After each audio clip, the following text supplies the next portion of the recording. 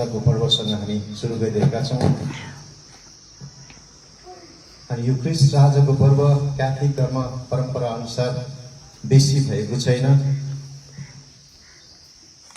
1925 मा पोप पायस 11ले सुरु गर्नुभएको यो परम्परा विशेष त्यति बेलाको समयमा जुन प्रकारको क्रिस्चियनहरूलाई सतावट हुँदै थियो युरोपेली देशहरूमा,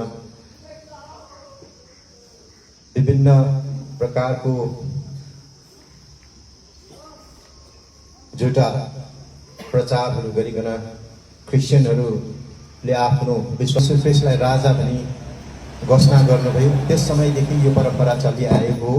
अनि यो जात्रामा विशेष गरेर प्रार्थनामय वातावरणमा साँचो प्रभु यीशु ख्रिस्टलाई हृदयको राजा भनिकन हामी प्रार्थनामय वातावरणमा जानेछौँ।